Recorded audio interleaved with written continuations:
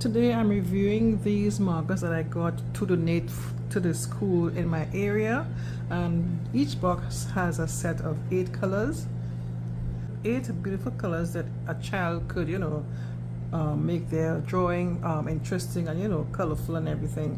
The reason why I chose this set of colors is because, like I said, it says washable, right?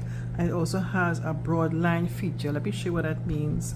And each color, as you can see here, they're beautiful basic colors: blue, red, we have a nice little pink, black, green, yellow, and this is like a mustard sort of a color.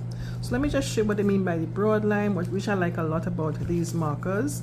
The cover is nice and easy to remove. You see the tip here is nice and pointy, so I could write like I could do like a writing, and at the same time I could hold the pen like this, and the child could color. They could do like a fine point, and as you can see here, color. That's one of the lovely main features that I like about these markers. And as I said before, they are washable. Colors are vibrant, fun for a child to color, and yeah, I highly recommend them for your child at school. Fine points again. Yeah.